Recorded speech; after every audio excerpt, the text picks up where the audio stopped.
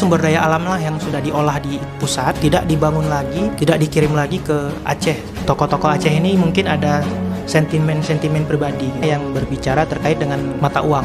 Menjurus kepada kita menjadi negara yang federal secara tidak langsung. Masa cuma di Aceh syariat? Sebenarnya pemerintah juga sudah belajar dari peristiwa di masa lalu kan.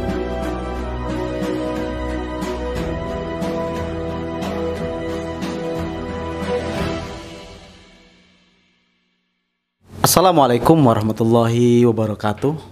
Bertemu kembali dalam program diskusi Forum Intelektual Muda Channel. Pada kesempatan yang baik ini kita akan berbincang langsung dan berdiskusi langsung dengan salah satu tokoh dari Kepulauan Aceh. Alhamdulillah pada malam hari ini sudah kita undang dan sudah hadir di tengah-tengah kita, yakni abang namanya siapa?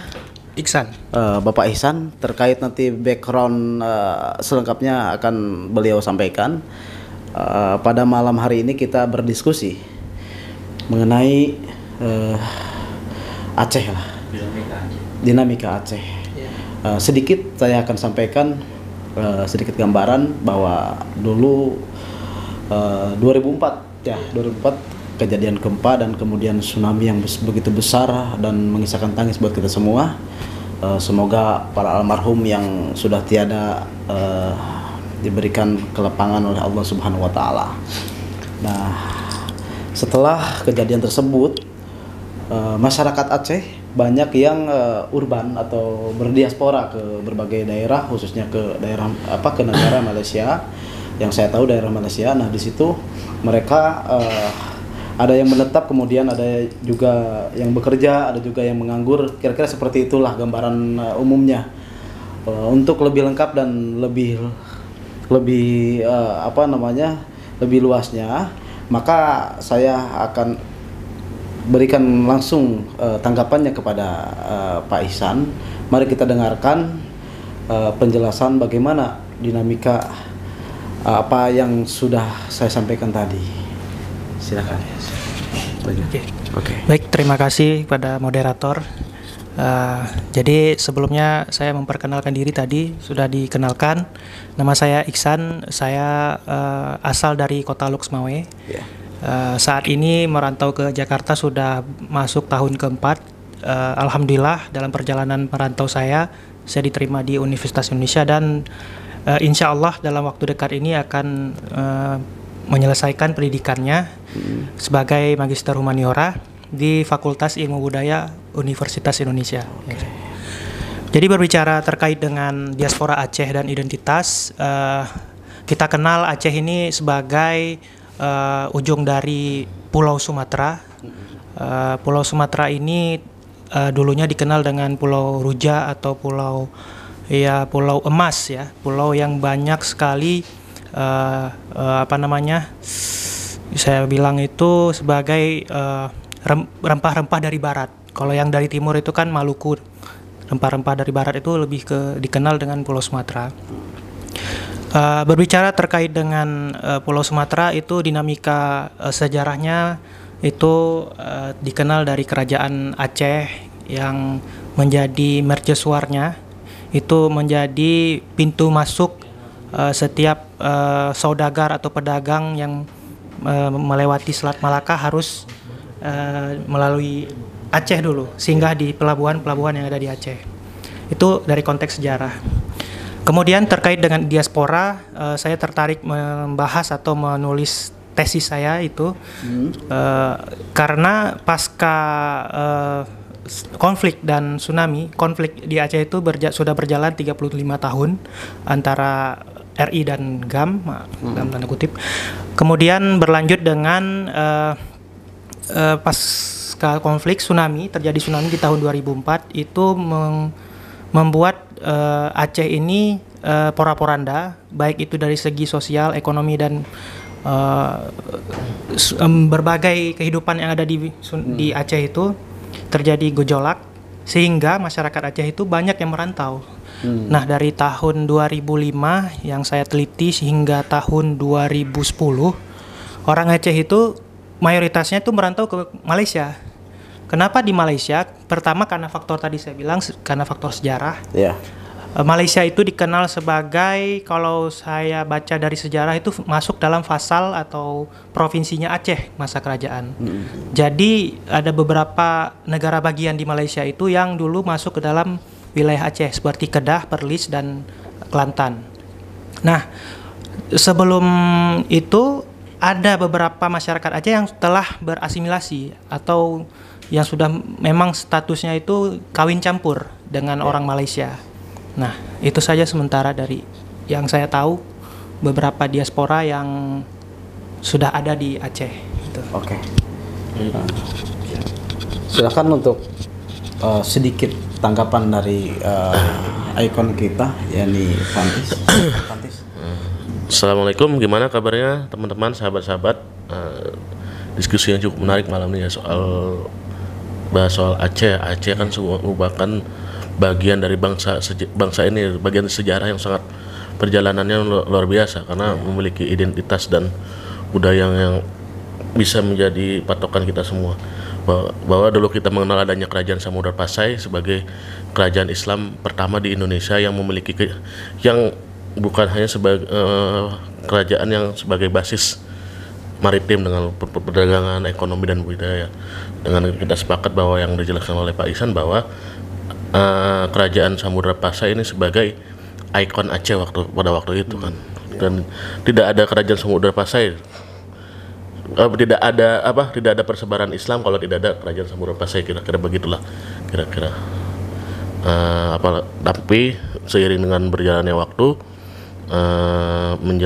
ketika Aceh juga diwarnai oleh dinamika konflik yang sangat luar biasa. Di satu sisi ada yang menginginkan Aceh berdiri sebagai negara sendiri ketika itu, dan di sisi lain Aceh menjadi bagian integral bangsa ini. Konflik yang sangat panjang, yang sangat menyisakan luka, dan ditambah dengan momentum tsunami Aceh sebenarnya sebagai momentum persatuan. Karena mungkin kalau tidak ada tsunami itu bukan masalah, saya bukan bagian mensyukuri dari bencana ya. Mungkin kalau tidak ada tsunami Aceh itu mungkin akan panjang konfliknya kan. Mungkin dengan adanya tsunami Aceh waktu itu akhirnya menyadarkan kita semua bahwa hal yang lebih penting adalah kemanusiaan. Akhirnya dua pihak yang bertikai ini sepakat untuk berdamai kan. Di tahun 2005 kan berjanji Helsinki segala macam. Hanya Aceh juga bagian besar dari budaya kita semua. Jadi apalagi kan dalam sebuah lagu kan dari Sabang sampai Merauke. Sabang itu kan di wilayah ujung barat Indonesia. Kalau di daerah Aceh, masa dari Medan ke Merauke kan. Makanya diskusi yang cukup menarik soal yang bahas diaspora masyarakat Aceh.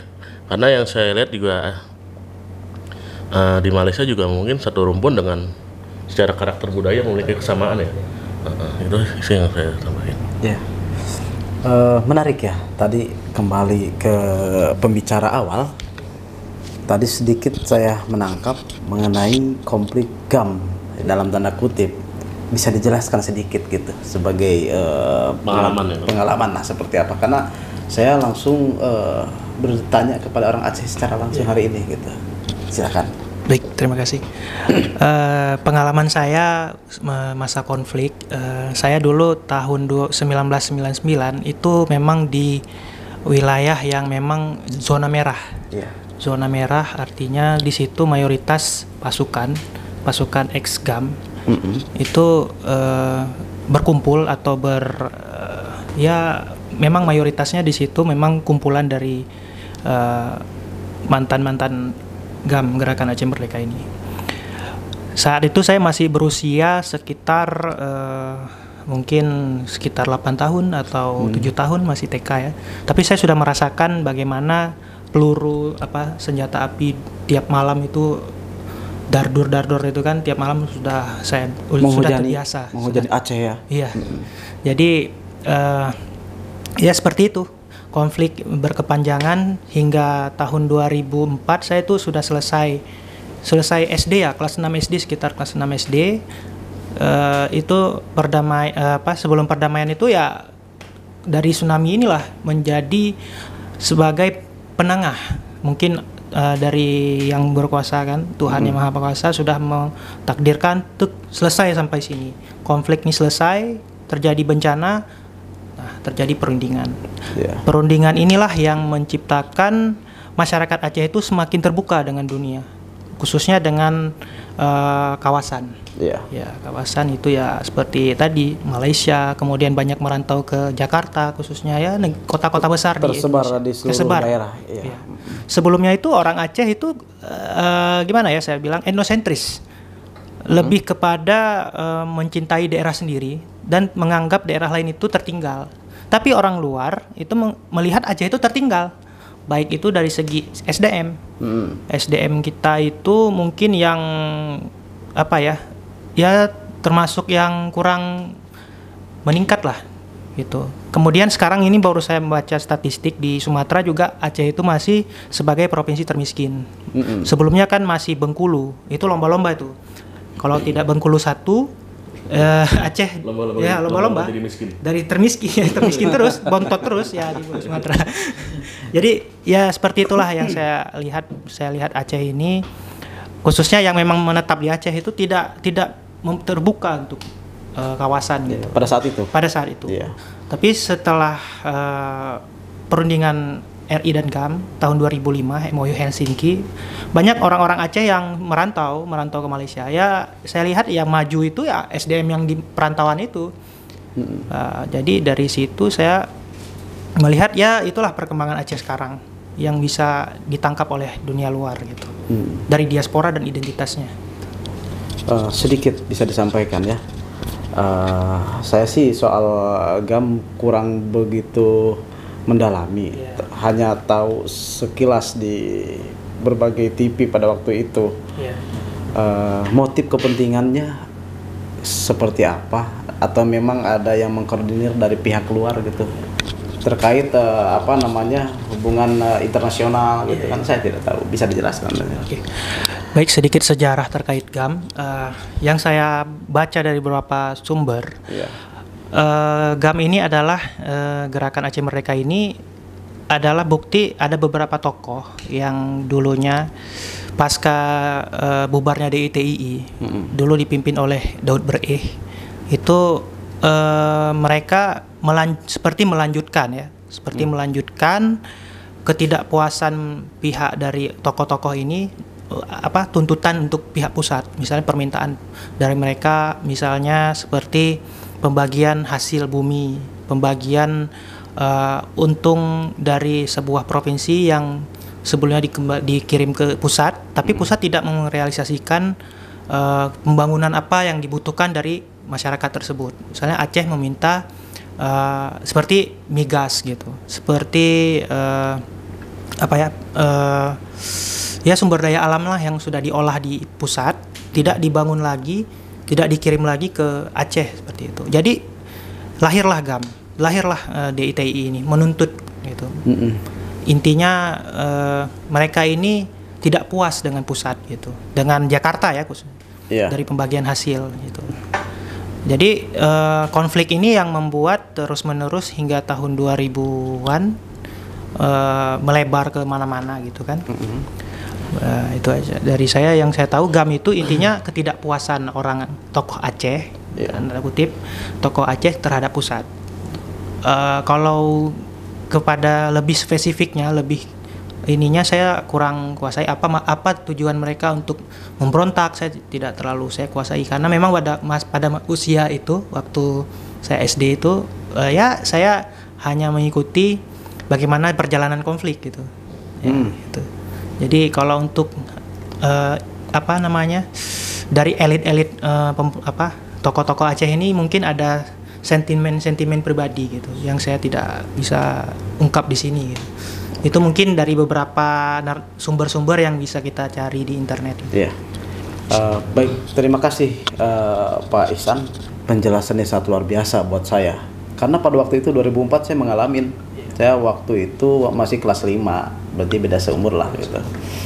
Beda setahun ya. Kamu udah menarik sekali memang rentetan dari pembahasan dari awalnya hingga sekarang ini, yaitu mengenai dinamika tersebut. Nah, yang saya ingin tanyakan, pada waktu itu kan 2005 Aceh, ya artinya gejolak tersebut sudah berdamai.